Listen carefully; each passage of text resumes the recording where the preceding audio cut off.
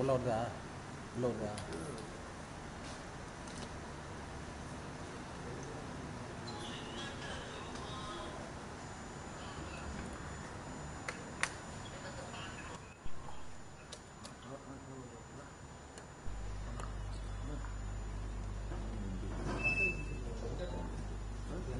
உங்களுக்கு பேசுனீங்க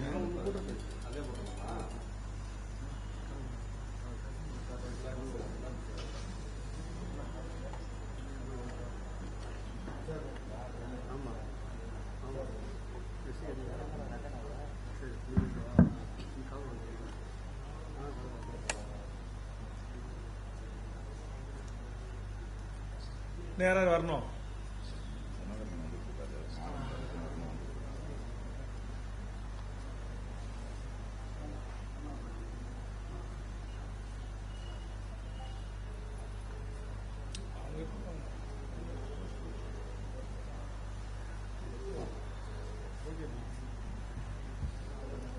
சுரேஷ்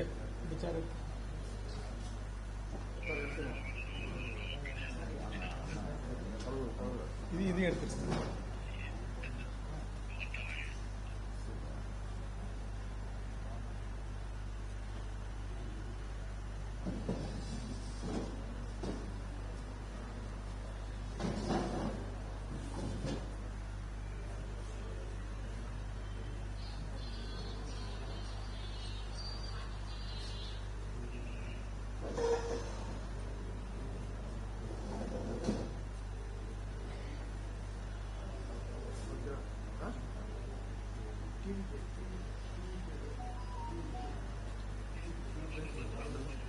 உட்காருங்க, நிற்கிறீங்க உட்காருங்க. பின்னாடி சேர் எடுத்து போட்டு உட்காருங்க, இல்லை சைடில் உட்காருங்க. சரி அப்படி சைடில் உட்காருங்க. பின்னாடி சேர் எடுத்து போட்டு அப்படி ஓரமாக உட்காருங்க.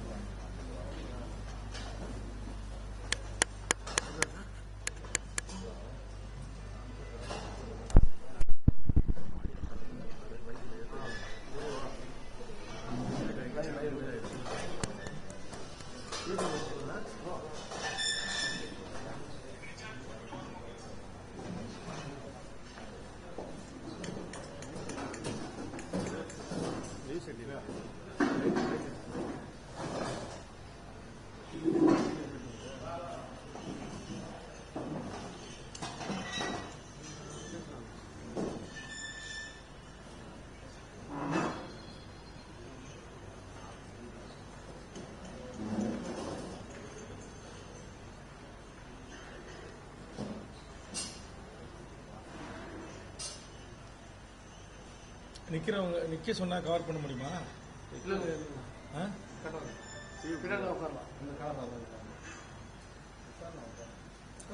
பாதி 10 சேர் போட்டு உட்கார வச்சுட்டுமா? நகர நிர்வாகிகளாம் வந்து உட்காந்துருப்பா. ஒன்றிய நகர்லாம் சேர் எடுத்து வந்துருங்க. ஆளுக்கு ஒரு சேர்.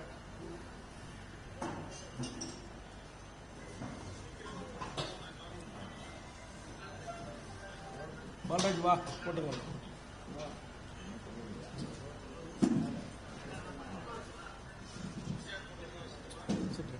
கரெக்டா உட்காரலாம். தெரியும் கேமரா எங்க கரெக்டா இருக்கு.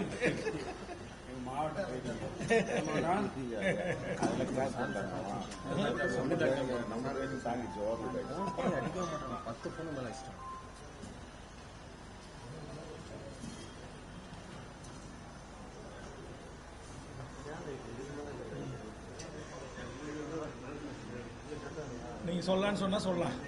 ஓகேவா போலாமா? நான் ரெடி. போலாம்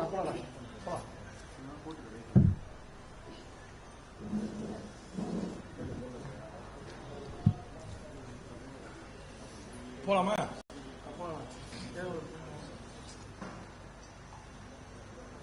எங்களுடைய குறுகிய கால அழைப்பை ஏற்று வருகின்ற எனது அருமை கடலூர் மாவட்டத்தினுடைய அனைத்து பத்திரிகை ஊடக நண்பர்களுக்கும் எங்களுடைய அன்பான வணக்கம்.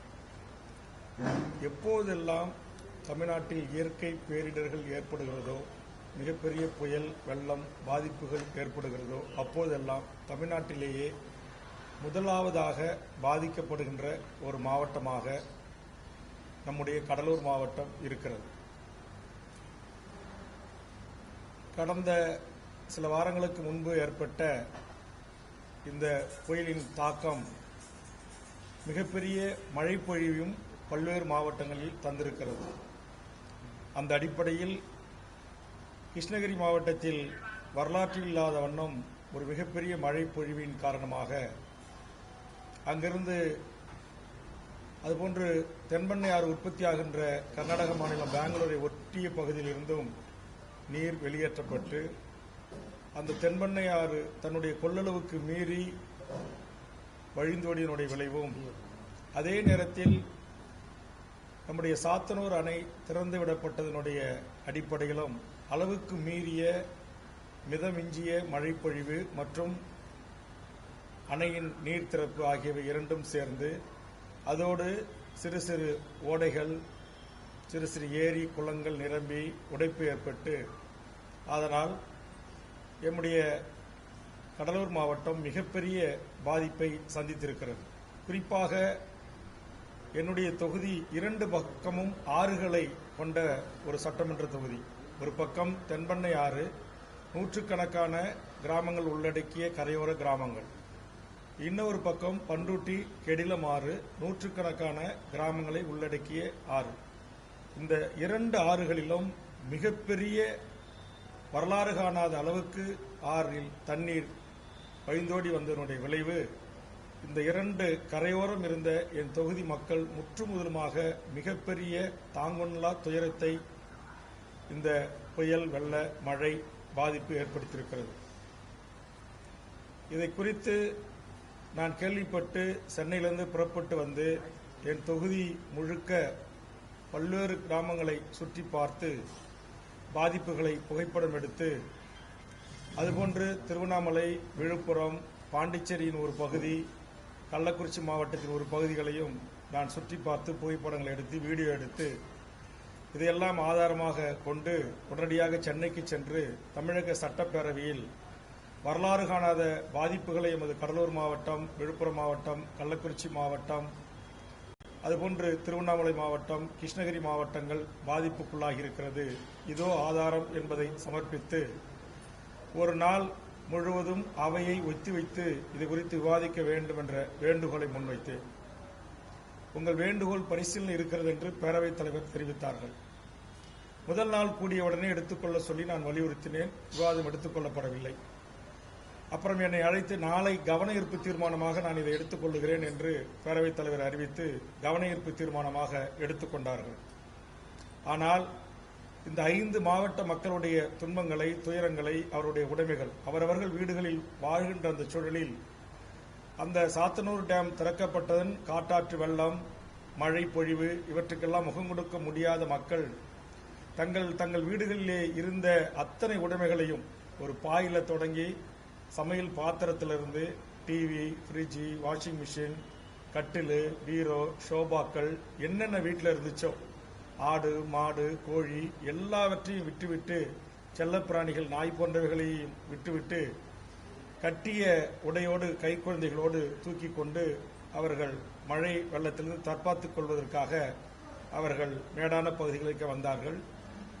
உடனடியாக நம்முடைய அரசு உத்தரவுக்கு இணங்க சில இடங்களில் சமுதாய கூடங்களிலும், என் தொகுதியில் சில பகுதிகளிலும் என் தொகுதி மக்களை பாதுகாத்து வைத்து அவர்களை சென்று பார்த்து அவர்களுக்கான உணவு, தங்குவதற்கான ஏற்பாடுகளை செய்ய சொல்லி சம்பந்தப்பட்ட நெல்லிக்குப்பம் ஆணையர், பண்ருட்டி ஆணையர், பண்ருட்டி பிடிஓ, அண்ணாகிராம பிடிஓ, துறைப்பாராட்சி செயல் அலுவலர், அதுபோன்று நம்முடைய பட்டாம்பாக்கம் செயல் அலுவலர், சேர்மன் உள்ளிட்ட மக்கள் பிரதிநிதிகளையும் வலியுறுத்தி உடனடியாக அவர்கள் தங்க வைக்கப்பட்டார்கள்.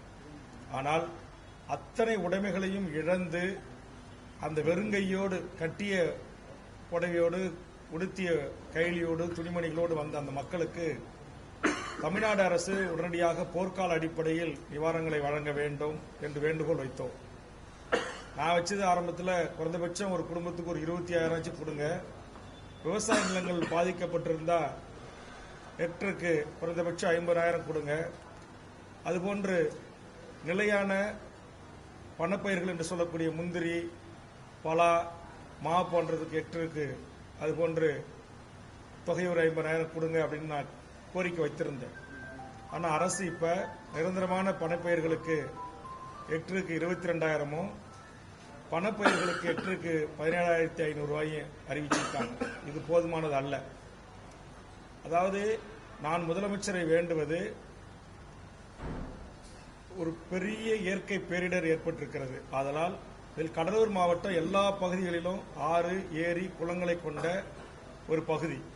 இப்போ நான் சொன்ன இப்போ இங்கே பார்த்தீங்கன்னா நம்முடைய கூவாறு, தென்பண்ணை ஆறு, இந்த பக்கம் கெடிலம் ஆறு, விருத்தாச்சலத்தை பார்த்தீங்கன்னா மணிமுத்தாறு, இந்த பக்கம் பெருமாள் ஏரி, இந்த பக்கம் நேற்று வீராணம் ஏரி. இந்த 2 ஏரிகளும் திறக்கப்பட்டு இன்றைக்கு பெருமாள் ஏரி கீழ்கரை பகுதி முழுவதும் பாதிப்புக்குள்ளாயிருக்கிறது. வீராண ஏரி திறக்கப்பட்டு காட்டுமன்னார்குடி பகுதி முழுவதும் இன்றைக்கு பாதிப்பை சந்தித்திருக்கிறது. ஆக இது ஒரு பெரிய பேரிடர்.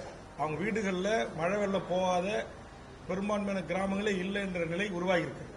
அப்போ வெள்ளம் உள்ள போகும்போது இப்போ கடலூர் முகத்துவார பகுதி, கடலூர் மாநகரத்தை ஒட்டி எல்லா வார்டுகளையும் மழைநீர் பாதிக்கப்பட்டிருக்கு. அதுவும் ஆற்றை ஓரே இருக்கிற மக்கள் வீடுகளில் மார்பளவு தண்ணி, முட்டுக்கால் மட்ட தண்ணி இருக்கு. அப்போ வீட்டில் இருந்த பொருட்கள் எல்லாம் நாசமாச்சு. சட்டமன்றத்தில் நான் சொன்னேன், ஒவ்வொரு வீட்டுக்கும் குறைந்தபட்சம் 1 லட்சம் ரூபாயிலிருந்து குறைந்தபட்சம் 10 லட்சம் ரூபாய் வரையில் அவர்களுக்கு நட்டம் ஏற்பட்டிருக்கிறது. ஆக இதையெல்லாம் அரசு கவனத்தில் கொண்டு உரிய இழப்பீடுகளை வழங்க வேண்டும் என்று நான் கோரிக்கை வைத்தேன். ஆனால் முதலமைச்சர் அவர்கள் வெறும் குடும்ப அட்டைக்கு 2000 ரூபா அப்படின்னு அறிவிச்சாங்க.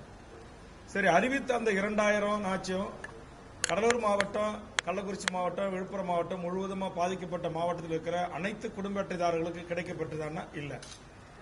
கிருஷ்ணகிரி மாவட்டத்தில் பேருந்துகள், மகிழுந்துகள், கார்லாம் அடித்து செல்லப்பட்ட காட்சி பத்திரிகை ஊடகங்களை நம்ம பார்த்தோம். அதுமாரி அங்கே பாதிக்கப்பட்ட எல்லா மாவட்டங்களுக்கும் வழங்கப்பட்டதுன்னா இல்லை. திருவண்ணாமலை மாவட்டத்தில் பாதிக்கப்பட்ட எல்லாருக்கும் வழங்கப்பட்டிருக்கானா? இல்லை. கள்ளக்குறிச்சியில் இல்லை, விழுப்புரத்தில் இல்லை, கடலூரில் இல்லை. இப்போ 2 கரையோர ஆறுகளை கொண்டு கரையோரம் பாதிக்கப்பட்டிருக்கிற பண்ருட்டி தொகுதியில், பண்ருட்டி நகரத்தில் இருக்கிற சுமார் 15,000 குடும்ப அட்டைதாரர்களுக்கு வழங்கப்படலை.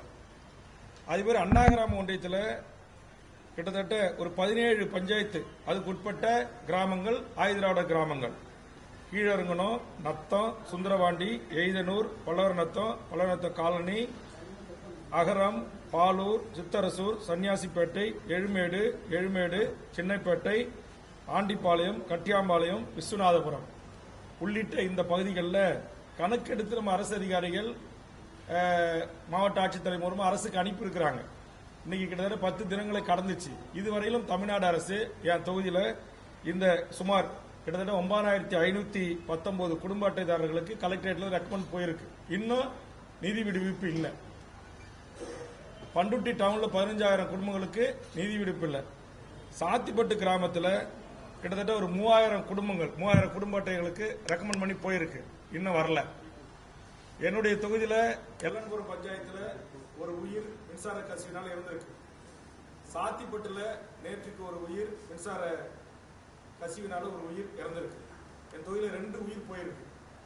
ஆக ஒரு இழப்பை தொடர்ந்து இழப்பை சந்திக்கிறோம்.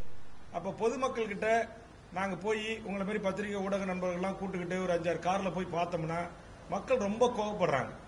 ஒவ்வொரு ஆண்டும் நீங்கள் வரீங்க, பார்த்துட்டு போறீங்க, ரோட்டில் இறங்கி அல்லது மழை வெள்ளம் போகிறத பார்த்துட்டு போறீங்க, என்ன எங்களுக்கு தீர்வு அப்படின்னு கேட்குறாங்க.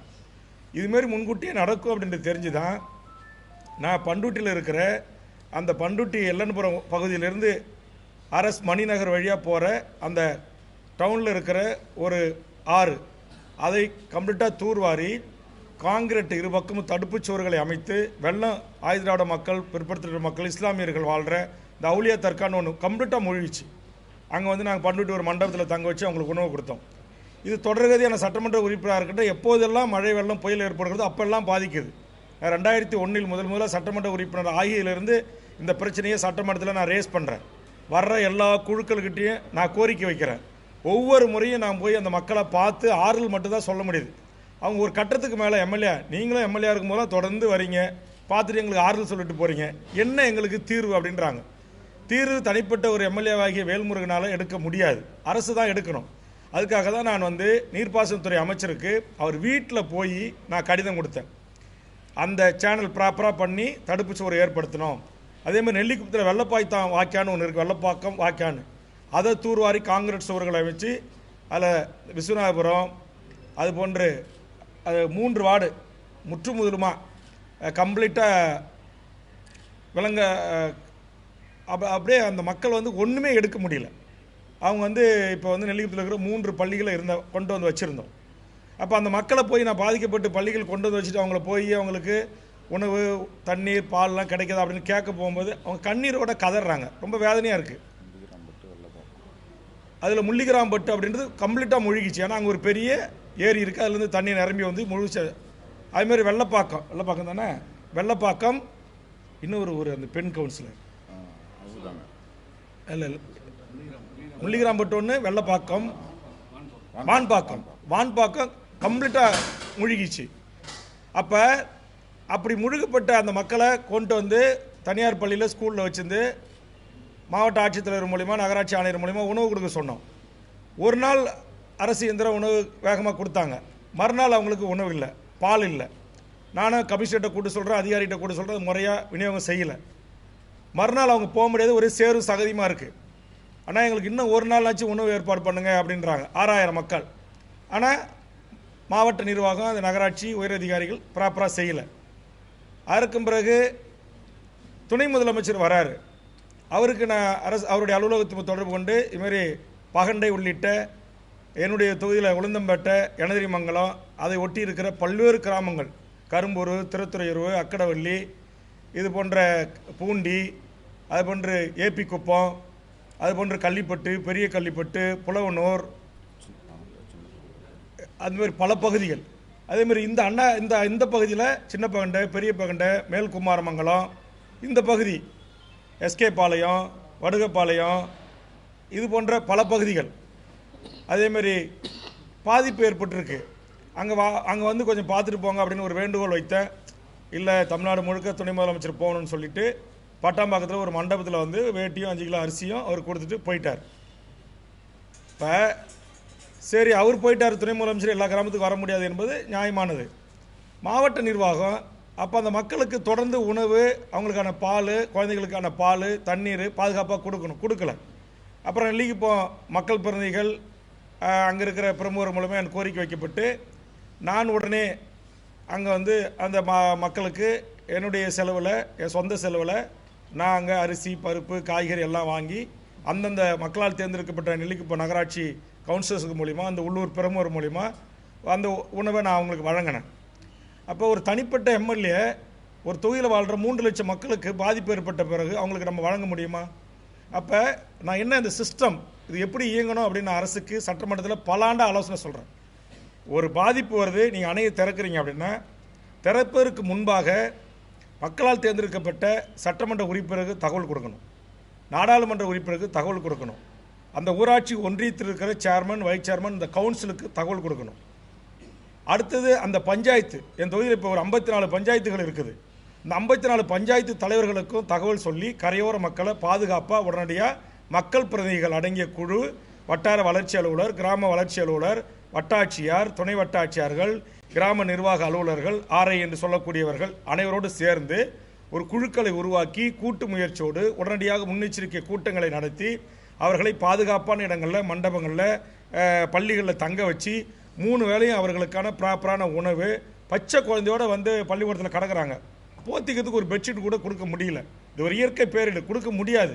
இருந்தாலும் அதற்கான முன்முயற்சிகளை திட்டமிட வேண்டியதான் ஒரு அரசனுடைய பொறுப்பு, கடமை. அதுதான் ஒரு பேரிடர் மேலாண்மை, வருவாய் மற்றும் பேரிடர் மேலாண்மை துறை அமைச்சருடைய வேலை.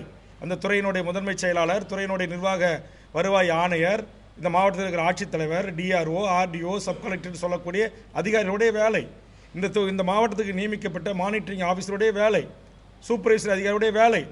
ஆனால் எந்த அதிகாரி எந்த மக்கள் பிரதிநிதிகளையும் தொடர்பு கொள்ளவே இல்லை. நான் ஒரு சட்டமன்ற உறுப்பினர், துணை முதலமைச்சர் வராரு, புரோட்டோக்காலாக இந்த மாவட்டத்துடைய ஆட்சித்தலைவரோ, ரெவன்யூ செக்ரட்டரியோ, இல்லை மானிட்டரிங் ஆஃபீஸரோ எனக்கு எந்த தகவலும் சொல்லலை. துணை முதலமைச்சர் அலுவலகத்திலேருந்து எனக்கு சொல்லலை. இங்கே மாவட்ட அமைச்சர்கள் 2 பேரும் இங்கே வண்டியில் சுற்றி வராங்க. ஆனால் அவங்கக்கிட்ட இருந்து எந்த எனக்கு தகவலும் வரல. வேளாண்மை அமைச்சர் மட்டும் கூட்டு முதலமைச்சர் வர்றதுக்கு கொஞ்சம் நேரத்துக்கு முன்னாடி துணை முதலமைச்சர் வராரு அப்படின்னு சொன்னார். நான் என்ன கேட்குறேன், அவர் உள்ளூர் அமைச்சர்கள் அவங்க எப்பயும் விழாவுக்கு சொல்கிறாங்க, அதை விட்டுருங்க. அரசு அங்கேருந்து முதலமைச்சர் வராருன்னா அந்த தொகுதி மக்களுக்கு சொல்லணுமா சொல்லக்கூடாதா? துணை முதலமைச்சர் வராருன்னா சொல்லணுமா சொல்லக்கூடாதா? மானிட்டரிங் ஆஃபீஸ் வந்து எம்எல்ஏக்கள், எம்பிக்களை கூட்டு எது எப்படி வெள்ளத்தடுப்புலேருந்து எப்படி மக்களை பாதுகாப்பலாம் அது குறித்து ஒரு கலந்துரையாடல் கூட்டம் நடத்தணுமா நடத்தக்கூடாதா? அப்போ எந்தவித ஒரு திட்டமிடலும் இல்லாததுக்கு என்னத்துக்கு பேரிடர் துறை அமைச்சர்? எதுக்கு பேரிடர் துறைன்னு ஒரு துறை இயங்குது? ரொம்ப வருத்தமாக இருக்குது. ஏன் அப்படின்னா, நான் பாதிக்கப்பட்ட மாவட்டத்தினுடைய ஒரு பிரதிநிதி. நான் 2001 கால் நூற்றாண்டு காலத்திற்கு மேலாக சட்டமன்றத்தில் இந்த பிரச்சனையை குறித்து கவன ஈர்ப்பு ஒத்திவைப்பு தீர்மானம் சொல்கிறேன். இவ்வளோ பெரிய இயற்கை பேரிடர் நடந்திருக்கு. பேரவையை மழைக்கால கூட்டத்தொடரை ஒரு குறைந்தபட்சம் 10 நாளாவது நடத்துங்க அப்படின்னு கதறேன். சட்டமன்றத்தில் ஏறி நான் குரல் கொடுக்குறேன். ஒன்றும் அந்த குரலுக்கு செவி சாய்க்கலை. இது தமிழ்நாட்டுடைய வரலாற்றில் இல்லாத வண்ணம் வெறும் 2 நாள் சட்டமன்றம். இப்படி இது திமுக தேர்தல் அறிக்கையில் ஆண்டுக்கு ஒரு முறை 100 நாட்கள் நாங்கள் சட்டமன்றத்தை நடத்துவோம் அப்படின்றீங்க. இன்றைக்கி தென் மாவட்டம் மிகப்பெரிய தென்காசி, திருநெல்வேலி, தூத்துக்குடி வெள்ளத்தில் முழுகிட்டு இருக்கு. குற்றாலம் கரைபுரண்டு ஓடுது. தாமிரபரணி ஆண்டு ஊருக்குள்ள எல்லையோர மக்கள் பார்க்குற பகுதியில் கரைபுரண்டு ஓடுது. அப்போ இதுக்கான முன்னெச்சரிக்கை நடவடிக்கை பேரிடர் மேலாண்மை துறை எடுக்கணுமா இல்லையா? அப்போ ஒரு திட்டமிடல் இல்லாத ஏதோ ஒரு சில அதிகாரிகள், அவங்களாம் அதிகாரத்தில் உச்சத்தில் இருக்கின்ற ஒரு தந்தோண்டித்தனமாக ஒரு நிர்வாகத்தை செய்கிறாங்க. மக்கள் உயிர் பலியாகுது. பல உயிர்கள் பலியாயிருக்கு. திருவண்ணாமலை மாவட்டத்து அமைச்சரே ஒரு பத்திரிகையாளர் சந்திப்பில் சொல்லியிருக்காரு, விருதுநகர் மாவட்டத்தில், விழுப்புரம் மாவட்டத்தில் மட்டுமே 14 உயிர்கள் பலியாயிருக்கின்றது. இப்போ என் தொகுதியில் 2 உயிர்கள் போயிருக்கு. அப்போ இந்த இயற்கை பேரிடர் ஏற்பட்ட இந்த புயலுக்கு பிறகு எத்தனை உயிர்கள் தமிழ்நாட்டில் பலியாயிருக்கு? விவரம் இல்லை. எத்தனை கால்நடைகள் பலியாயிருக்கு? விவரம் இல்லை. எத்தனை நிரந்தர பணப்பயிர்கள், எத்தனை ஹெக்டர் பாதிப்படைஞ்சிருக்கு? இன்னும் வெளியில் வரல. அதேமாதிரி விவசாய பயிர் வகைகள் எத்தனை ஆயிரம் ஹெக்டர் பாதிப்படைஞ்சிருக்கு? அதுக்கு நிவாரணம் இன்னும் போய் சேரலை. ஆக அரசு என்பது, இது உங்களுக்கு தெரியும், நவம்பர் டிசம்பர் இது மழைக்காலம். இந்த மழைக்காலத்தில் முன்னெச்சரிக்கை நடவடிக்கைகளை எடுத்து ஒன்றும் இல்லை, ஒரு பஞ்சாயத்தில் ஒட்டி ஒரு 5 கிராமத்தில் வெள்ளம் வருதுன்னா அந்த பஞ்சாயத்து தலைவருக்கு தகவல் சொல்லி அவருக்கு அங்கங்கே சமுதாய கூடம் இருக்குது, இல்லை அங்கங்கே நியர்பை மேடான பகுதியில் ஸ்கூல் இருக்குது, அந்த மக்கள்கிட்ட போய் பாதுகாத்து வச்சு அவங்களுக்கு உணவு, உடை, பாதுகாப்பு கொடுக்க வேண்டியது பொறுப்பு. அதுக்கு ப்ராப்பராக அதுக்கு சம்மந்தப்பட்ட பிடிஓ ஆஃபீஸ்லேருந்து ஒரு அதிகாரி நியமனம் செய்து அவர் அதை மானிட்டரிங் ஆஃபீஸாக அதை கண்காணிப்பார். மக்கள் உணவு இல்லை, தண்ணி இல்லை, பால் இல்லை, எந்த குறையும் கம்ப்ளைண்ட் வரக்கூடாது, மக்கள் எங்கேயும் சாலை மறியலுக்கு வரக்கூடாது அப்படின்னு முன்னெச்சரிக்கை நடவடிக்கை எடுக்கணும். இன்றைக்கி விழுப்புரம் மாவட்டத்தில் பல இடங்களில் சாலை மறியல். நேற்றுக்கு தொகுதி எம்எல்ஏ சிவகுமார் அவர் தலைமையில் சாலை மறியல். இப்போ என் தொகுதியில் நான் படித்த இந்த 17 பஞ்சாயத்துக்கும் இன்றைக்கி குடும்ப அட்டைக்கு 2000, குறைஞ்சபட்சம் 2000 கூட வரல. சட்டமன்றத்தில் நான் 10,000 கேட்டேன், இல்லை குறைஞ்சபட்சம் 6000 கொடுங்க அப்படின்னேன். அதில் ஒரு பாரபட்சம். சென்னையில் மழை வந்தால் 6000 இந்தியா சிமெண்ட்ஸ் முதலாளி வீட்டுக்கு கதவு தட்டி கொண்டு போய் கொடுக்குறாங்க. எம்ஆர்எஃப் முதலாளி வீட்டுக்கு கதவு தட்டி கொண்டு போய் கொடுக்குறாங்க. தமிழ்நாட்டுடைய ஐஏஎஸ், ஐபிஎஸ் வீட்டு கூட பாரபட்சம் இல்லாமல் குடும்ப அட்டை இருந்தால் கொண்டு போய் கதவு தட்டி கொடுக்குற அரசு. வடதமிழ்நாடு 5 மாவட்டங்கள் பாதிப்படைஞ்சிருக்கு. 3 மாவட்டங்கள் பெரும் பாதிப்பை சந்தித்திருக்கிறது. மக்கள் உயிரை கையில் பிடிச்சிட்டு மொட்டை மாடிலையும் மரத்து மேலே ஏறி உயிரை காப்பாற்றிட்டு இருக்கிறாங்க. எல்லா நீரையும் உள்வாங்கிற கடலூர் தான், கடலூர் முகத்தை வரும், கடலூர் தான் கடல். கடலூர் மாவட்டத்தில் வாழ்கிற, கடலூர் தொகுதியில் வாழ்கிற மக்கள் பல்லாயிரக்கணக்கான மக்கள் பாதிக்கப்பட்டிருக்காங்க. பல்லாயிரம் குடும்பங்கள் பாதிக்கப்பட்டிருக்கு, பல லட்சக்கணக்கான மக்கள் பாதிக்கப்பட்டிருக்காங்க. ஆக இதுக்கு என்ன நிவாரணம்? என் தொகுதியில் பாருங்கள். அப்போ நடுவில் கரெக்டாக நாங்கள் 2 பக்கமும் ஆற்றுல மாட்டிக்கிட்டோம். எப்போ மழை வந்தாலும், இயற்கை பேரிடர் வந்தாலும் ஆண்டாண்டு காலமாக இதுக்கான என்ன? இப்போ கடில ஆற்றை எங்கே தூர்வாரி இருக்காங்க? ஒரு ப்ராப்பராக எங்கே ஒரு பழைய பாலம் இடிஞ்சு வந்து போச்சு பண்டுட்டியில். அதில் 2-3 பேர் ஏற்கனவே இறந்துட்டோம். அதுலேருந்து பல்ட் அடித்து குளிச்சு பசங்க அதை கம்ப்ளீட்டாக டெமாலைஸ் பண்ணி எடுங்கன்னு சொல்கிறோம். நீர்ப்பாசனத்துறை மெத்தனம், மாவட்ட நிர்வாகம் மெத்தனம், ஒரு நடவடிக்கை இல்லை. புதுப்பாலம் கட்டி பல ஆண்டுகள் ஆச்சு. அப்போ அந்த பகுதியை ஒட்டி பனிக்கங்குப்பம் ஏற்கனவே அது அங்குச்செட்டி பாலத்தில் ஒரு தம்பி அதில் இருந்தால் போய் பல்ட் அடித்து குளிச்சு அதில் மண்ணில் சொல்லி செத்து போயிட்டான். அப்போ ஆண்டிக்குப்பத்தை சேர்ந்த ஒரு தம்பி செத்து போயிட்டான். இன்னும் அந்த குடும்பத்துக்கு நிவாரணம் கிடைக்கல. அப்புறம் முதலமைச்சருடைய நிவாரண நிதி ஒரு நாளைக்கு ஒரு அறிவிப்பு வருது. மழை வெள்ளத்தில் ஒரு நாளைக்கு செத்து போட்டால் 2 லட்சம், ஒரு முறை செத்து போட்டால் 3 லட்சம், ஒரு முறை செத்து போட்டால் 5 லட்சம். உயிர் என்பது ஒரு உயிர் தான். இப்போ திருவண்ணாமலை மலைச்சேரில் 7 பேர் செத்து போட்டாங்க, குடும்பத்துக்கு 5 லட்சம். என்ன கான்செப்ட்னே தெரியல. இப்போ இந்த அதிகாரிகள் என்ன நினச்சிக்கிட்டு இந்த நாட்டை வழி நடத்துறீங்க? முதலமைச்சர், அமைச்சரவையை உங்கள் இஷ்டத்துக்கு நினச்சா 1 லட்சம் கொடுக்குறீங்க. ஒரு உயிருக்கு வெடி பட்டாசு ஆலை தொழில் விபத்தில் இருந்தால் 1 லட்சம். அப்புறம் திடீர்னு அப்புறம் அடுத்த மாதத்தில் செத்து விட்டால் 2 லட்சம். அதுக்கு அடுத்த மாதம் செத்து விட்டால் 3 லட்சம். இங்கே ஆற்று மணலை சுரண்டி பொக்கிங் வச்சு அளவுக்கு மீறி எடுத்து அந்த மண் புதைக்குழியில் இருந்து அதில் என் தொகுதியில் கடந்த மாதம் உங்களுக்கு தெரியும், ஒரே குடும்பத்தில் 7 பேர் துணி துவைக்க போய் குளிக்க போய் அந்த புதைக்குழி உள்வாங்கி செத்துக்கிட்டாங்க. சட்டமன்றத்தில் அவ்வளோ ரகலை பண்ணி பிரச்சனை பண்ணேன். அதுக்காக பகண்டையில் தடுப்பு சுவர் அமைக்கணும். அந்த பட்டாம்பாக்கம், நெல்லிக்குப்பம் ஃபுல்லாக கம்ப்ளீட்டாக ராட்சத வீரான ராட்சத பைப்புகளை புதைச்சி கடலினுடைய சீற்றத்தை எதிர்கொள்வதற்கு எப்படி காசிமேட்டிலேருந்து திருவண்ணாமூர் வரையிலும் கான்கிரீட் பெரிய பெரிய பாறை கற்களை கொண்டு தடுப்பணைகள் ஏற்படுத்தியிருக்கோ அதேமாதிரி தடுப்பணைகள் ஏற்படுத்தணும்னு சொன்னேன். இன்னைக்கு ஏற்படுத்தியிருக்காங்களா? அப்போ தொடர்ந்து மனித உயிர்கள் செத்துக்கிட்டே இருக்கும், கால்நடைகள் செத்துக்கிட்டே இருக்கும். வெள்ளம் வந்து ஆற்றுல வந்து டேமை திறந்து விடும் போது அல்லது பெரும் வழையும் போது ஊரை அடிச்சுக்கிட்டு போவோம். துணிமணி எல்லாம் கையில் கட்டண பொட்டையோடு துணியோடு நாங்கள் எல்லாம் வெளியேறணும். அப்போ இதெல்லாம் பார்த்து ரசிக்கிற தன்மையோடு தான் அரசு அதிகாரிகள் இருக்கிறீங்களா? உங்களுக்கு மனச்சாட்சி இல்லை? இப்போ நான் கடலூர் மாவட்டம் என்ன பாவம் செஞ்சுது? வடதமிழ்நாடு என்ன பாவம் செஞ்சுது? எதுக்கு இங்கே பிச்சையாக போடுறீங்க? 2000 ஒரு குடும்ப அட்டைக்கு. சென்னைக்கு 6000, தென் மாவட்டத்துக்கு 6000. அனைவரும் உங்களுடைய குடிமக்கள், அனைவரும் இந்த நாட்டு அனைவர் உயிரும் சமமான உயிர்.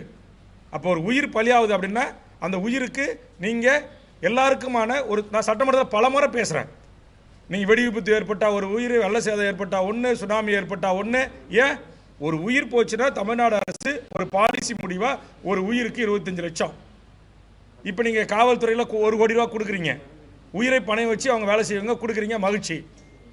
வருவாய்த்துறையில் மற்ற துறைகளை வேலை செஞ்ச பணியாளர்கள் இருந்தால் 25 லட்சம் கொடுக்குறீங்க, மகிழ்ச்சி. 24 மணி நேரம் அரசு மக்களுக்காக உழைக்கிற ஊழியர்கள். சரி, குறைந்தபட்சம் பொதுமக்களுக்குன்னு ஒரு 25 லட்சம் ஒரு உயிர் பலியாச்சுன்னா அது வெடி விபத்தில் ஏற்பட்டாலும், ஆக்சிடென்ட்டில் ஏற்பட்டாலும், விபத்தில் ஏற்பட்டாலும், எதில் ஏற்பட்டாலும் அந்த உயிர், அதை சார்ந்து வாழக்கூடிய குடும்பத்திற்கு ஒரு நிரந்தர நிதி ஆதாரத்தை உருவாக்கி தர வேண்டியது ஒரு நியாயமான கோரிக்கை. இது அதிமுக ஆட்சி, திமுக ஆட்சி, எல்லா ஆட்சியிலையும் நான் கோரிக்கை வைக்கிறேன். அது என்னமோ சொல்லுவாங்களா, வலு உள்ளவன் வாழலாம். அன்றைக்கி நெல்லிக்குப்பம் பகுதியில் தாழ்த்தப்பட்ட மக்கள் ஒரே குடும்பத்தில் கொத்து கொத்தாக செத்துட்டாங்க அப்படின்னு சொல்லி நான் முதலமைச்சர்கிட்ட ஃபோனில் பேசி அப்போ இருந்த 2 அமைச்சர்களும் அதுக்கு சப்போர்ட் பண்ண பிறகு 5 லட்ச ரூபா. ஆனால் இப்போ என் தொகுதியில் செத்துட்டாங்க. இன்னும் அந்த 1 லட்ச ரூபாய் இன்னும் குடும்பத்துக்கு அந்த கிடைக்கல. கேட்டால் அது 1 லட்ச ரூபா காமனாக எல்லாருக்கும் கொடுக்குறது.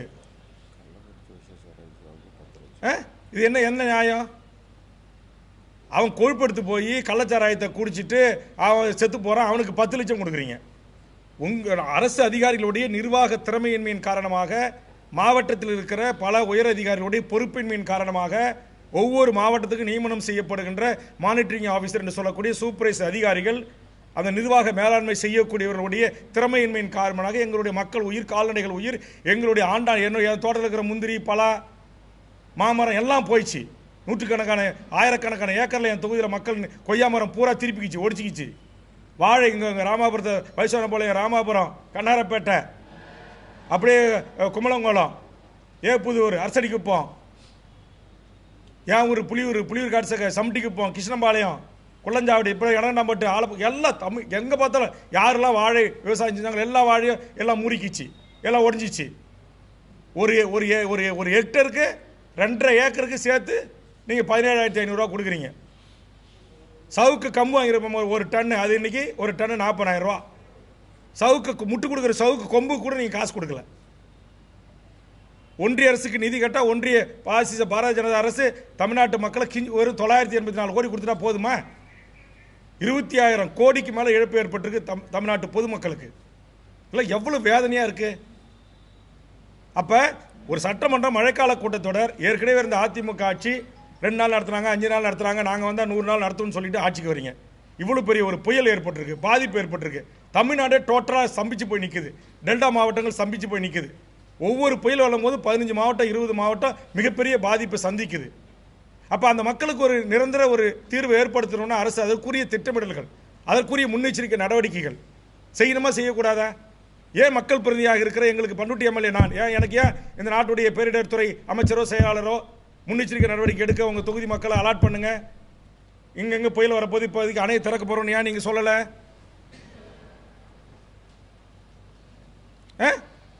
மத்திய குழு வருது, தேவனாம்பட்டத்தில் தொடங்கி கம்ப்ளீட்டாக கடற்கரை வரக்கிற கிராமங்கள், கடலூர் மாவட்டத்தில் ஒரு கடற்கரை வர கிராம மக்கள் மீனவர்களை போய் பார்க்கல.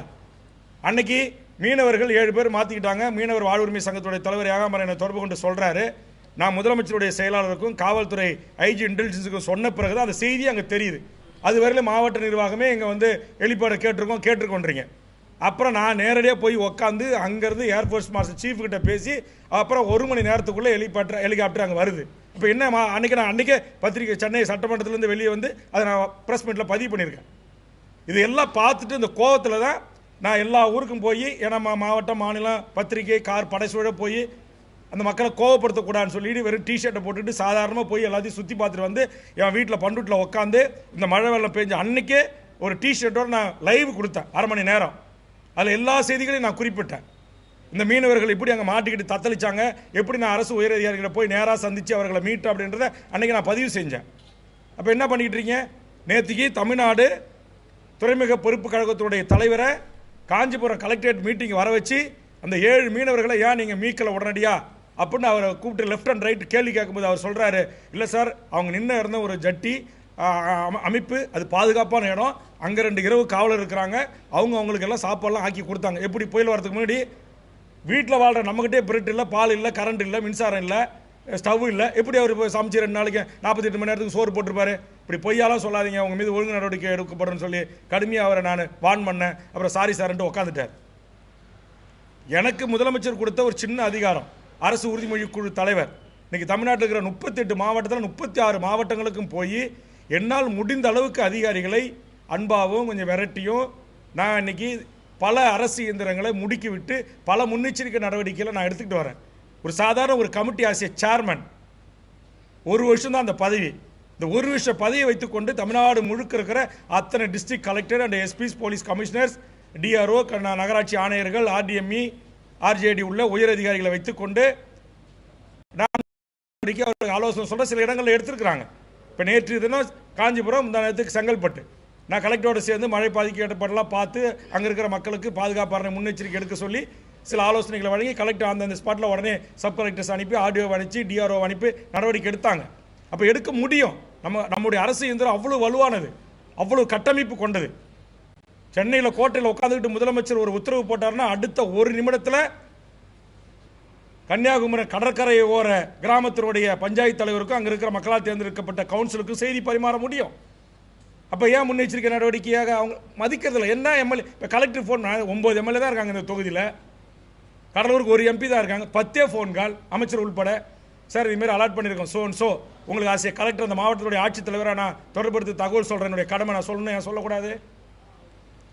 கூட்டணி தேர்தலும் போது கூட்டணி கட்சிகளுக்கு முறையாக திமுக தலைமையிலிருந்து தகவல் சொல்கிறீங்க. அதே கூட்டணி கட்சி மாவட்ட செயலாளர் இருக்கிற மந்திரி ஆகிட்டீங்க ஒன்றே அமைச்சருங்க பேச மாட்டாங்க. அவங்க டபேதார், அவங்க வீட்டில் வேலை செய்கிறவங்க ஃபோன் பண்ணி அமைச்சர் உங்களுக்கு சொல்ல சொன்னார், இங்கே மீட்டிங் நடக்குது. அப்போ ஓட்டு கேட்கும்போது மட்டும் நாங்கள் கூட்டணி கட்சி தலைவர், நீங்கள் அமைச்சராகி சைரன் காலில் போலீஸு அதிகாரி படை கலெக்டரோட எஸ்பியோட நீங்கள் ஸ்ட்ரைக்கிங் போர்ஸோட பாதுகாப்பாக வரும்போது உங்கள் வீட்டில் இருக்க வேலை செய்யணும், உங்கள் உதவியாளர் எங்களுக்கு தொடர்பு கொண்டு பேசுவார். ஏன்னா நீங்கள் அமைச்சருங்கள், நீங்கள் வாய் திறந்தால் உங்களுக்கு பிரிஸ்டேஜ் பிரச்சனை ஆகிடுமா? இந்த மாவட்டத்துக்கு வருகை தந்த எந்த அமைச்சர் நேரடியாக இந்த 9 தொகுதியினுடைய எதிர்கட்சியோ ஆளுங்கட்சியோ கூட்டணி கட்சியோ சட்டமன்ற உறுப்பினர்களை தொடர்பு கொண்டு நாங்கள் இங்கே ஆய்வுக்கு வரோம், ரெவியூ மீட்டிங்கு வரோம், இல்லை என் துறையின் சார்பாக பிரச்சனைகளை பார்ப்பதற்கு நாங்கள் வருகிறோம், இல்லை என் துறையினுடைய ஒரு நிகழ்ச்சி திட்டத்தை தொடங்கி வைக்க வருகிறோம் அப்படின்னு எந்த அமைச்சர் சொல்லியிருக்கீங்க? அப்போ என்ன பதவி வந்த உடனே உங்களுக்கு எங்கேருந்து வருது இந்த அதிகார போதை? இன்னும் 1 வருஷம் கட்சி எங்கே வரணும்? மக்களை சந்திக்க தான் வரணும். அதை நீங்கள் முழுசாக மறந்துடுறீங்க. சரி, அமைச்சர்கள் தான் அப்படி மறக்கிறாங்க அப்படின்னா அதிகாரிகள் இன்னைக்கு அப்படி தான் இருக்கிறாங்க. எந்த ஒரு ரெவன்யூ செக்ரட்டரி, பேரிடர்மைத்துறை மேலாண்மை ஆணையர், இதுக்காக அமைப்பட்ட மானிட்டரிங் ஆஃபீஸு ஒருத்தர் கூட ஒரு தொகுதியுடைய சீனியர் எம்எல்ஏ, ஒரு கூட்டணி கட்சி தலைவர் என் தொகுதிக்கு வந்து என்னை அழைச்சிக்கிட்டு போய் எங்கெங்க உங்களுக்கு பாதிப்பு ஏற்பட்டிருக்கு, எந்தெந்த கிராமத்தில் பிரச்சனை இருக்குது அப்படின்றத குறித்து ஒரு வார்த்தை கேட்கல, ஒரு வார்த்தை பேசலை. என் தொகுதிக்கு வந்த அமைச்சர்கள் ஒரு இன்டிமேஷனும் கிடையாது. நானே எங்கள் கட்சி பொறுப்பாளர்களை அனுப்பி, எங்கள் மாவட்ட செயலாளர்களை அனுப்பி, ஆனந்த் அனுப்பி, சுரேந்திரன் அனுப்பி, லெனின் அனுப்பி, இந்த கண்ண கவுன்சில் அனுப்பி, அருள மக்கள் பிரதரை விட்டு நீ எங்கேயாச்சும் அந்த கடற்கரை வர மக்களுக்கு ஏதாவது ஒரு புளியோர தயிர் சோறு போடு, அருள் நீ ஏதாச்சும் போடுற மக்கள் பாவம் கையேந்தி நிற்கிறாங்க.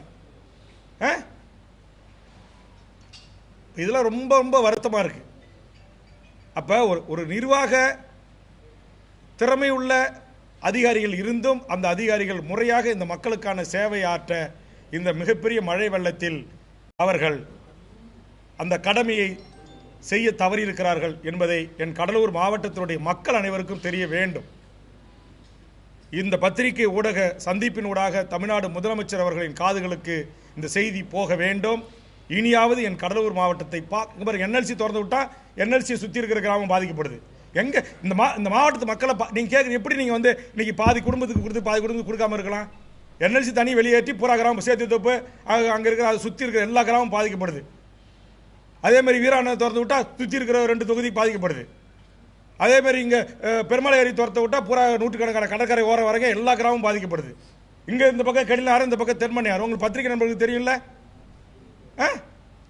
கடந்த அதிமுக ஆட்சியிலும் சரி, இப்போ திமுக ஆட்சியிலும் சரி, நூற்றுக்கணக்கான கோடி பெருமலை ஏரியை தூர்வாரணும், வீராணத்தை தூர்வாரி கலையை பரப்படுத்தணும்னு சொல்லிட்டு நூற்றுக்கணக்கான கோடி மக்களுடைய வரி பணத்தை ஊழல் செய்து கொள்ளையடித்துக் கொண்டார்கள் அதிகாரிகள் துணையோட. இதை கமிட்டிக்கே பொதுமக்கள் குற்றம் சாட்டினாங்க. நான் அஷூரன்ஸ் கமிட்டியில் கலெக்டர் தலைமையில் இதை ஒரு ரிப்போர்ட் ரெடி பண்ணி எனக்கு கொடுங்க அப்படின்னு கேட்டு போனேன். அந்த கலெக்டர் மாறிட்டார். அப்போ மக்களுடைய வரிப்பணம் யாருக்கு செலவிடப்படுகிறது? தனியார் பெரும் கார்பரேட் கான்ட்ராக்ட் முதலாளிகளுக்கா? இது எல்லாம் கேட்டால் உடனே நாங்கள் வேல்முருகனுக்கு எந்த நிகழ்ச்சிக்கும் தகவல் சொல்ல மாட்டோம். வேல்முருகன் கலெக்டரேட் நீங்கள் இருக்க பத்திரிகையாளருக்கு தெரியும். அந்த நிகழ்ச்சி நிரல் பாருங்கள். ஒரு கூட்டணி கட்சி எம்எல்ஏக்கள் அல்லது சீனியர் எம்எல்ஏக்கள் எந்த ஒரு சீனியாரிட்டி பின்பற்றதில்லை. ஆளுங்கட்சி எம்எல்ஏ பேரை ஃபஸ்ட்டு போட்டுப்பாங்க, சேர் அவங்களுக்கு அவங்க மந்திரி கலெக்டர் பக்கத்தில் போட்டுப்பாங்க. ஏன் நான் கலெக்டரேட் மீட்டிங்கில் எந்த அமைச்சருடைய கூட்டத்தில் கலந்து கொள்ளலை? ஒரு சீனியர் எம்எல்ஏ எப்படி என்னால் போய் கலந்துக்க முடியும்? எனக்கு சுயமரியாதை இருக்குது, தன்மானம் இருக்கு இல்லையா? தேர்தல் நேரத்தில் நாங்கள் கூட்டணி கட்சி தலைவர் முதலமைச்சர் பக்கத்தில் உட்கார வைப்பீங்க, 2வது சீட்டு போடுவீங்க, 3வது சீட்டு போடுவீங்க, அமைச்சருங்க பக்கத்திலே உட்கார வச்சுப்பீங்க. தேர்தல் முடிஞ்ச உடனே புரட்டக்கால் வந்துடும் உங்களுக்கு. உங்கள் ஆளுங்கட்சி கடலூர் எம்எல்ஏ, அந்த நெய்வேலி எம்எல்ஏன்னு பக்கத்தில் உட்கார வைப்பீங்க. துண்டறிக்கையிலும் அரசனுடைய விழாக்கள்லையும் பிஆர்ஓ கேட்டால் மேலெடுத்து உத்தரவு. எந்த மேலிடம்? ஏன் அந்த மேலிடம் அந்த தவறு என்ன திருத்தலை இது வரைக்கும்?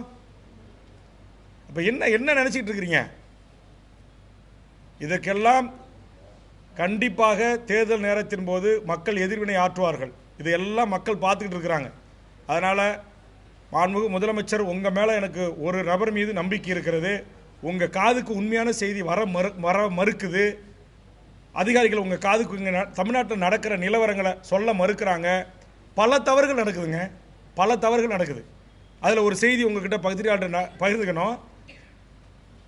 என்னுடைய மாவட்டத்தில் இருக்கிற எல்லா தொழிற்சாலைகளையும் இன்னைக்கு மஞ்சள் நோட்டீஸ் போட்டு மூடிட்டு, அந்த தொழிற்சாலை முதலாளிகள் ஒரு ஏக்கரை 5000 10,000 வாங்கின கெம்பிளாஸ்ட்டு இன்னைக்கு அங்கே இருந்த கிட்டத்தட்ட 150 ஏக்கரை ஒரு ஏக்கரை 10 கோடிக்குன்னு பிளாட் போட்டு விற்கிறான்.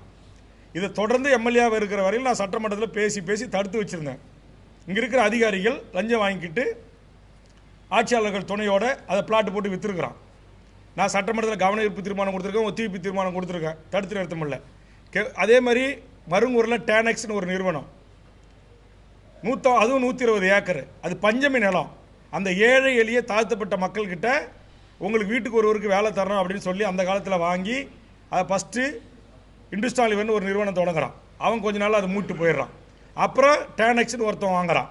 அவனும் கொஞ்ச நாள் நடத்திட்டு அதை மூடிட்டு போகிறான். வேலை செஞ்ச மக்களுக்கு எந்த இழப்பீடும் கிடையாது, எந்த இழப்பீடும் கிடையாது. இன்றைக்கி அங்கே ஏக்கர் 10 கோடி ரூபா நெய்வேலி பிரதான ரோட்டில். இப்போ இதை நான் தடுத்து நிறுத்தி வச்சிருக்கிறேன். சென்னையில் இருக்கிற ஒரு அதிகாரி, அவர் பேர் ஊரக வளர்ச்சித்துறை ஆணையர் பொன்னைய ஐஏஎஸ்.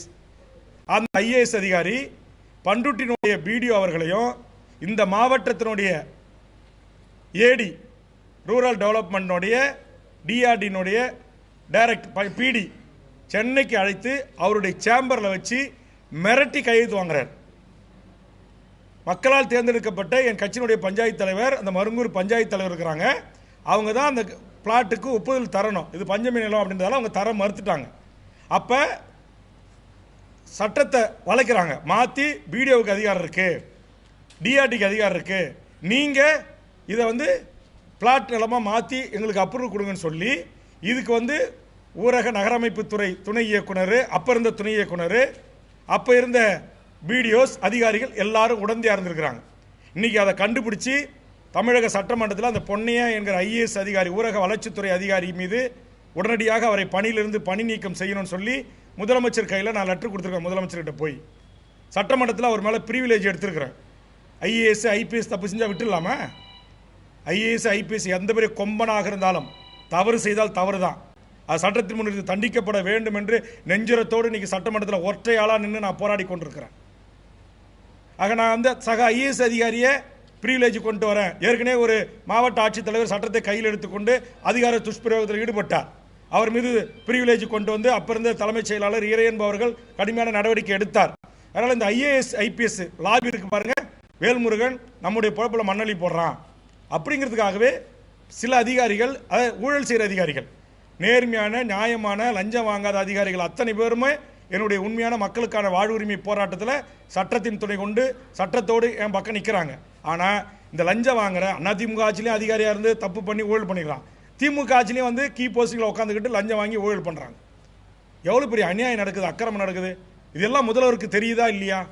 இதையெல்லாம் பத்திரிகை ஊடகத்தின் வாயிலாக முதலமைச்சருக்கு உளவுத்துறையின் மூலமாக எடுத்து சென்று இங்கே ஒரு தீர்வு கிடைக்கணும். இங்கே இருக்கிற அரசு திட்டங்கள் அதேமாரி தான், பாரபட்சம் இல்லாமல் எல்லாருக்கும் கிடைக்கணும். அப்படின்னா அதில் ஆளுங்கட்சி பிரமுகர்கள், குறிப்பாக என் தொகுதியில் ஆளுங்கட்சி பிரமுகர்கள் அவங்களுக்குள்ளேயே அவங்க குடும்பத்துக்கே வேளாண்மை துறையில் ஏதாவது ஒன்றுன்னா அவங்க குடும்பத்துக்கே. இப்போ என்ன பொதுமக்கள்லாம் எங்கே போவாங்க? ஒரு ஸ்ப்ரேயர் வழங்குறது முதல் கொண்டு, ஒரு டிராக்டர் வழங்குறது முதல் கொண்டு பொதுமக்களுக்கு இல்லைன்னா அப்புறம் என்ன? வெள்ள பாதிப்பில் அதுமாதிரி இந்த நான் சொன்ன இந்த 17 பஞ்சாயத்தில் பெரும்பான்மை அதிமுக பிரசிடென்ட்டுகள் அவங்க இப்போ சாலை மறியல் பண்ண போகிறேன் எம்எல்ஏன்றாங்க. நான் கூட்டு பேசி சாலை மறியலாம் வேண்டாங்க, நான் முதலமைச்சர்கிட்ட பேசியிருக்கேன், சட்டமன்றத்தில் பேசியிருக்கேன், உயர் அதிகாரிகள்கிட்ட பேசியிருக்கேன், கண்டிப்பாக உங்களுக்கு நிவாரணம் பெற்றுத்தரேன், சாலை மறியலாம் வேண்டாம் அப்படின்னு சொல்லி நான் இன்றைக்கு பாதுகாத்து வச்சிருக்கிறேன். இப்போ இந்த மாதிரியான நிர்வாக சீர்கேடு செய்கின்ற துறை அதிகாரிகள், ஊழலுக்கு துணை போகிற துறை அதிகாரிகள் மேலே மாண்புமிகு தமிழ்நாடு முதலமைச்சர் இரும்பு கரம் கொண்டு மிக மிக கடுமையான ஒரு நடவடிக்கை மேற்கொள்ள வேண்டும். இல்லை என்று சொன்னால் மிகப்பெரிய ஒரு போராட்டத்தை தமிழக வாழ்வுரிமை கட்சி முன்னெடுக்கும் என்பதை இதன் மூலமாக நான் தெரிவித்துக் கொள்கிறேன். இதுக்காக தான் பத்திரிகை ஊடக நண்பர்களை நான் அழைச்சேன். நன்றி, வணக்கம். ஏதாவது கேள்வி இருக்கா? கேள்வி கேட்க வாய்ப்பே இல்லையா? அதான் அரசு என்றால் முதலமைச்சருக்கு சில செய்தி போகலை, அதனால் முதலமைச்சருக்கு போகணும் அப்படிங்கிறதுக்காக இந்த தவறு செய்கிற அதிகாரிகளை குறித்து தான் இந்த குற்றச்சாட்டு. அதே மாதிரி என் தொகுதிக்கு, என் மாவட்டத்திற்கு மக்களால் தேர்ந்தெடுக்கப்பட்ட ஒரு சட்டமன்ற உறுப்பினருக்கு தகவல் சொல்லாமல் வருகின்ற அமைச்சர்களை பற்றியும் தான் குற்றச்சாட்டு. அப்போ தான் முதலமைச்சருக்கு போகும், முதலமைச்சர் கூட்ட அமைச்சர்களை கேட்பாங்க.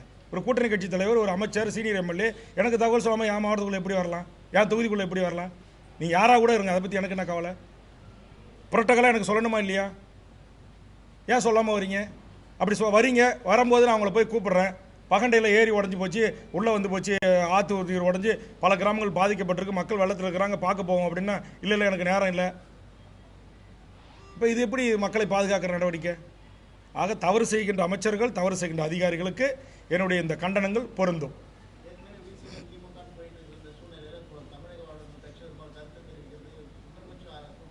கூட்டணிக்கு இதுக்கு சம்மந்தம் இல்லைங்க. இது வந்து ஒரு பேரிடர், மிகப்பெரிய பாதிப்பு ஏற்பட்டிருக்கு. இந்த பாதிப்பில் ஆண்டாண்டு காலமாக நம்ம மாவட்டம் பாதிக்கப்பட்டோம். நீங்கள் பாதிக்கப்படலை? இங்கே இருக்கிற எத்தனை பத்திரிகையாளர் வீட்டில் யார் வீட்லையும் தண்ணி வரல? அப்புறம் உங்கள் வீடு எவ்வளோ பாதிக்கப்பட்டிருக்கு? அந்த மக்களை போய் வெறுமனே எம்எல்ஏ நான் போய் பார்த்து கண்ணதாசன் வீடு பாதிக்கப்படல? யார் வீடு இங்கே பாதிக்கப்படல சொல்லுங்கள்? சும்மா வெறுமனே இப்போ போய் பகண்டை வாங்க, திருக்கண்டேஸ்வரம் வாங்க, கள்ளிப்பட்டுக்கு வாங்க, புலவனூருக்கு வாங்க அப்படின்னு மக்கள் கூப்பிட்றாங்க. போய் வெறுங்கையோட என்ன பண்ணுறது? சரி, அப்படியே இருந்தாலும் 3 லட்சம் மக்களுக்கு வேல்முருகன் ஏற்கனவே மழை வெள்ளத்தில் தான் பண்ருட்டி வீட்டை மார்வாடி கிட்ட விற்று செலவு பண்ணி மக்களுக்கு நிவாரணம் வழங்கிட்டேன். இப்போ விற்கிறதுக்கு என்கிட்ட வீடும் இல்லை. எதை விற்கிறது? நான் இன்னும் மார்வாடி கிட்ட விற்ற வீட்டை என்னால் மூக்க முடியல. அப்போ நான் என்ன சொல்ல வரேன்னா, ஒரு குறைந்தபட்சம் ஒரு ஆறுதல், ஒரு வர்ற அமைச்சர்கள், தொகுதி எம்எல்ஏ உங்கள் தொகுதி தான் பாதிக்கப்பட்டுன்னு சொல்கிறாங்க, வாங்க, எந்த ஊர் பாதிக்கப்பட்டிருக்கு, எந்த பஞ்சாயத்து பாதிக்கப்பட்டிருக்கு, வாங்க போய் பார்க்கும். இது தடுப்பு நடவடிக்கை என்ன? குறிப்பாக இன்னொன்று சொல்கிறேன், இந்த அரசூரில் நான் தொடர்ந்து எம்எல்ஏ ஆனதுலேருந்து விவசாயிகளை கூட்டிட்டு போய் சொல்கிறேன், அங்கே ஒரு பெரிய அணை கட்டி ஷட்டர் போட்டு முறையாக அந்த நீரை மலட்டாறு வழியாக திருப்பி விடணும். அதேமாதிரி எந்தெந்த ஆறு ஏரி, சிறுகிராமம் உள்ளிட்ட நத்தம் உள்ளிட்ட ஆறு ஏரி குளங்களை நிரப்புற சிஸ்டம் உருவாக்கணும் அப்படின்னு படித்து சொல்கிறேன். அந்த விவசாய மக்களோடு சேர்ந்து சொல்கிறேன்.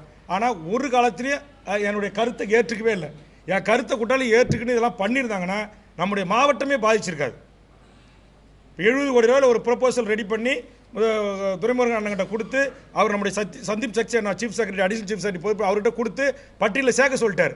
ஆனால் அவரும் பட்டியலில் சேர்த்து அறிவிப்பில் இடம்பெற நேரத்தில் அதை தடுத்த சக்தி யார்? அதோட இன்னொரு பெரிய கொடுமை, ரத்த கொதிக்குதுங்க.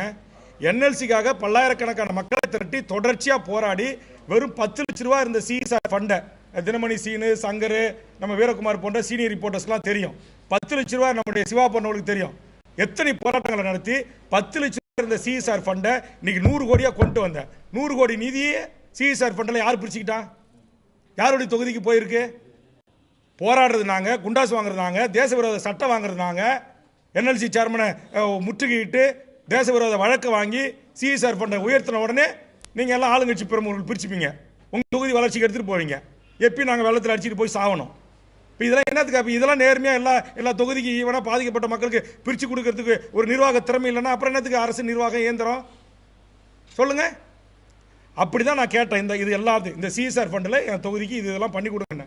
அதேமாதிரி நீதி கலெக்டர் நம்ம எம்ஆர்கே பன்னீர்செல்வம், நம்முடைய கணேசன், அப்புறம் இருந்த கலெக்டர் நம்முடைய அருண் தம்புராஜ் எல்லாரும் கமிட்டியில் கூடி முடிவெடுத்து இந்த வெள்ளப்பாக்கம், பண்டுட்டி, பட்டாம்பாக்கம், தொரப்பாடிக்கு தடுப்பணைகள், அந்த செக் டேமுக்கு நிதி ஒதுக்குனாங்க. யாரோ ஒரு சென்னையிலேருந்து ஒரு அதிகாரி வந்தாங்களாம், ஏடி மைன்ஸுக்கு மேல் அதிகாரி. அந்த அம்மா ஒரு பெண் அதிகாரி. நான் அவங்கள ஒன்றும் பெண் அதிகாரி தான் ரொம்ப மரியாதையோடு பேசுகிறேன். ஒரு மக்களால் தேர்ந்தெடுக்கப்பட்ட ஒரு மினிஸ்டர் ஆஃப் கவுன்சில் கூடி கலெக்டரேட்டில் பத்திரிகையாளர் நீங்கள் எல்லாரும் வந்திருந்தீங்க. அதில் நானும் காரசாரமாக கோரிக்கை வச்சு கோச்சிக்கிட்டேன். 3 ஆண்டாக ஒதுக்கலை, கடைசி ஆண்டு 4வது ஆண்டு தான் எனக்கு அந்த நிதியை ஒதுக்குனாங்க. அந்த நிதியும் ஒதுக்கி மடைமாற்றம் செய்யப்பட்டிருக்கு. அப்போ என்ன அர்த்தம்? என்னுடைய தொகுதிக்கு நான் போராடி என்எல்சி, உங்கள் அரசாங்க நிதி இல்லை, தமிழ்நாடு அரசு நிதி இல்லை, என்எல்சி நிதி. அந்த என்எல்சியினுடைய அந்த சிஎஸ்ஆர் நிதியிலையும் அந்த மைன்ஸ் ஃபண்டையும் ஏன் பாதிக்கப்பட்ட நெல்லிக்குப்பம், பட்டாம்பாக்கம் பகுதிக்கு நான் கேட்கின்ற போது அதுக்கு ஒத்துக்கிட்டு கமிட்டியில் அப்ரூவ் கொடுக்கப்பட்டதை ஒரு தனிப்பட்ட ஒரு ஐஏஎஸ் அதிகாரி எப்படி ரத்து செஞ்சாங்க? அந்த தனிப்பட்ட அதிகாரிகள் மீது தமிழ்நாடு அரசு ஏன் நடவடிக்கை எடுக்கல? அந்த அதிகாரம் அந்த ஐஏஎஸ் அதிகாரிக்கு யார் கொடுத்தா? அப்போ ஐஏஎஸ் அதிகாரி, ஐபிஎஸ் அதிகாரி வானத்தை வந்து குதிச்சவங்களா? 2 அமைச்சர், கலெக்டர்ஸ், 9 எம்எல்ஏக்கள் கூடி ஒரு மீட்டிங்கில், அதான் கமிட்டி, தலைமைச் செயலாளர் தமிழ்நாடு அரசால் நியமிக்கப்பட்ட 2 அமைச்சர், இத்தனை எம்எல்ஏக்கள் கூடிய கமிட்டி. அதாவது ஐயப்பன், நான், சபா, விருத்தாச்சலம் எம்எல்ஏ எல்லாரும் கூடி முடிவெடுத்து அதை வந்து பாதிக்கப்பட்ட மழை வெள்ளத்தில் பாதிக்கப்பட்ட அந்த பகுதிகளுக்கான அடிப்படை வசதிகளுக்கு பிரிக்கப்பட்டது. பள்ளிக்கூடத்துக்கு, சாலைக்கு, செக் டேமுக்கு, தடுப்பணைகளுக்கு. ஆனால் இன்னைக்கு அந்த நிதி எங்கே போயிருக்கு? யாருடைய தொகுதியில் செலவிடுறீங்க? மாண்புமிகு முதலமைச்சர் அவர்கள் இதையெல்லாம் கூட்டு ஒரு ஆய்வுக்கு உட்படுத்தணும். நம்முடைய டிஸ்ட்ரிக்ட் கலெக்டருக்கு ஒரு வேண்டுகோள் வைக்கிறேன். இந்த மழை வெள்ள நிவாரணத்தில் இந்த டிஸ்ட்ரிக்டில் எத்தனை குடும்பங்களுக்கு, குடும்ப அட்டைதாரர்களுக்கு என்ன நிவாரணம் கொடுத்துருக்கீங்க? எத்தனை குடும்ப அட்டைதாரர்களுக்கு பாதுகாப்பான இடத்துல கொண்டு வந்து வச்சு சொந்த தமிழ்நாடு அரசு செலவில் அவர்களுக்கு உணவு எத்தனை வேலை வழங்கியிருக்கீங்க? உணவு அரசு செலவில் வழங்குறத வேற ஒருத்தர் கிளைம் பண்ணுறாங்கன்னு ஒரு குற்றச்சாட்டு இருக்குது. ரெண்டாவது, யாராச்சும் இப்போ என்எல்சியோ அல்லது இப்போ என்ன தனிப்பட்ட முறையில் நான் வழங்கின மாதிரி பல நல்ல உள்ளங்கள் உணவு கொடுத்துருக்காங்க. அதை அங்கே இருக்கிற அரசு அதிகாரிகள் அரசு செலவில் வழங்கினதா பில் கிளைம் பண்ணிக்கிறாங்க. கொரோனாவிலையும் இந்த தவறு நடந்துச்சு, இப்பயும் இதுமாரி தவறு நடந்து. அப்போ மழை வெள்ளம் வரும்போது இது வந்து மக்களுடைய வரி பணத்தை யாரோ சில பேர்களுக்கு தவறான ஊழல் செய்கிற, லஞ்சம் செய்கிறோம், வாக்கிரிசி போடுறதுக்காக இந்த இயற்கை பயன்படுத்தி கொள்வது என்ன? எவ்வளவு கொதிநிலையில் இருக்கிறோம் நாங்கள்? எவ்வளவு நாளைக்கு நாங்கள் பொறுத்து போகிறது? இதற்கெல்லாம் தமிழ்நாடு முதலமைச்சர், தமிழ்நாடு அரசு தலைமைச் செயலாளர் போர்க்கால அடிப்படையில் நடவடிக்கை எடுக்கவில்லை என்று சொன்னால் மிகப்பெரிய போராட்டத்தை இந்த கடலூர் மாவட்டத்தை பேரிடர் மாவட்டமாக அறிவித்து இந்த மக்களுக்கான அத்தனை பாதிப்புகளையும் கண்டறிந்து அவர்களுக்கு கூறிய நீங்கள் இந்த ஒன் டைம் பேமெண்ட்டே எங்களுக்கு வேண்டாங்க, விட்டுருங்க. இதுலேருந்து பாதுகாக்கிறதுக்கு என்ன நடவடிக்கை? எத்தனை ஆறு ஏரி குளங்களை தூர்வாரினீங்க? முறையாக தூர்வாரினீங்களா சொல்லுங்க. 2 வீராணத்தில் நான் உங்களுக்கு தெரியும், பத்திரிகை நண்பர்களே, வீராணத்தில் இறங்கி நாற்று நடும் போராட்டம் நட்டேன். ஏன் 50 கோடி ரூபாய் ஒரு பொக்கிலின் கூட உள்ள வந்து தூர்வாரம் அப்படியே கிளைம் பண்ணி எடுத்துக்கிட்டாங்க அதிமுக ஆட்சியில். இப்போ நூற்றுக்கணக்கான கோடி இப்போ பெருமாளையரில் அப்படியே கிளைம் பண்ணி எடுத்துக்கிட்டாங்க. அதோடு இல்லை, அங்கே வெட்டப்பட்ட நூற்றுக்கணக்கான கோடி மணல் நம்முடைய கிழக்கு கடற்கரை சாலை, சிதம்பரம் மயிலாடுதுறை சாலை இணைப்புக்கு அந்த பொது நிறுவனத்துக்கு வித்திருக்கிறாங்க. இதை கண்டுபிடிச்சு பத்திரிகை நண்பர்கள் வெளியில் கொண்டு வந்து அதை நான் கமிட்டிக்கு வந்த போது அங்கே இருக்கிற விவசாய பாசன சங்க தலைவர்கள் கடிதமாக என்கிட்ட கொடுத்தாங்க.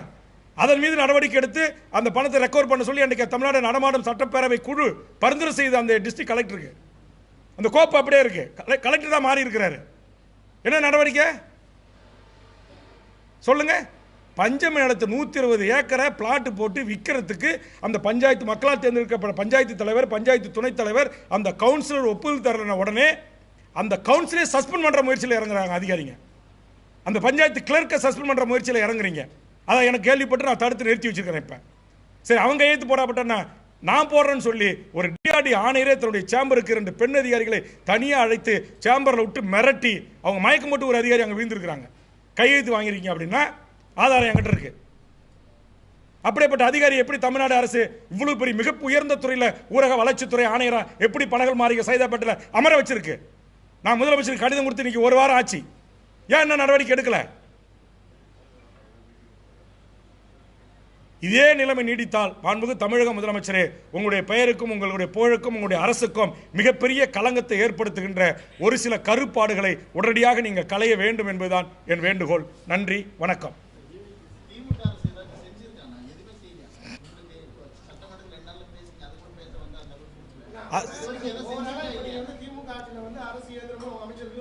திமுக ஆட்சியிலங்க 2001 சொல்றேன். நீங்க திமுக ஆட்சி மட்டும் எடுத்துக்கிறீங்க. இந்த மழை அப்பயும் மழை வெள்ளம் தானே வந்துச்சு. அண்ணா திமுக மழை வெள்ளம் வந்துச்சு. அப்பயும் செக் டேம் கட்டுங்க, தடுப்பணை கட்டுங்க, பாதுகாப்பு தூர வாருங்கன்னு சொன்னேன். அதான் பாயிண்ட். அதுக்கு தான் 10 ஆண்டு அவங்க செய்யலைங்கிறத உங்களுக்கு ஆட்சி கொடுத்தாங்க. உங்கள் ஆட்சியிலும் என் தொகுதியில் என் மாவட்டத்தை தொடர்ந்து பேரிடர் மாவட்டமே இருக்குது. பாதிப்படைஞ்ச நாங்கள் பாதிப்படைஞ்சிக்கிட்டே இருக்கோம். செய்யுங்க அப்படின்னு சொல்லி சட்டமன்றத்திலையும் பேசிட்டேன், கவன ஈர்ப்பு கொடுத்துட்டேன், ஒத்திவைப்பு தீர்மானம் நடத்தினேன். தமிழ்நாட்டில் 234 எம்எல்ஏவில் இந்த அவையை 2 நாள் நடத்துறது தப்பு, ஒரு 10 நாள் நடத்திருக்கணும். சட்டமன்றத்தில் முதலமைச்சர் என்டையர் ஹவுஸில் 234 எம்எல்ஏ அமைச்சர்களை வைத்துக்கொண்டு எழுந்து ஒரு 3 நிமிடம் அவையை நடத்த விடாமல் குரல் கொடுத்த ஒரே எம்எல்ஏ நான் தான். ஏன் மற்ற கட்சியெல்லாம் அமைதியாக இருக்குது? அப்புறம் இன்னும் இவ்வளவு நேரம் போது கேட்டு இப்போ யார் ஏங்க மந்திரி இங்கே வர்றவர் யார்? அதிமுக மந்திரி வந்தார், எனக்கு சொல்லாமல் வந்தாருன்னு சொல்கிறேன். அப்புறம் என்ன இதுக்கு மேலே பொது வரைக்கும் என்ன சொல்லுவாங்களே, ராமாயணம் கேட்டு சீதைக்கு சித்து பண்ணுற மாதிரி கேள்வி கரெக்ட். இதுக்கு மேலே என்ன கரெக்டாக சொல்ல முடியும்? இதுக்கு மேலே என்ன கரெக்டாக கிளியராக சொல்கிறேனே. 2 அமைச்சர்கள் என்ன சொல்லாமல் ஏன் மாவட்டத்துக்கு வந்தீங்கன்னு கேட்குறேன், என் தொகுதிக்கு வந்தீங்கன்னு கேட்குறேன். துணை முதலமைச்சர் ஏன் எனக்கு சொல்லாமல் வந்தீங்கன்னு கேட்குறேன். அதிமுக ஆட்சியில் துணை முதலமைச்சர் இருந்தாங்க.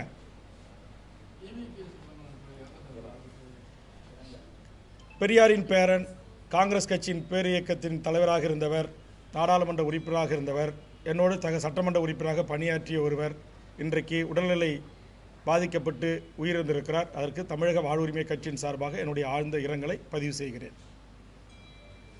நன்றி. கேட்கறியா 2 மந்திரி போய் ஏறி காரில் தானே சுத்துறாங்க, ஏன் வளைச்சு வச்சு கேட்க மாட்டேறீங்க? உங்க மேல எல்லா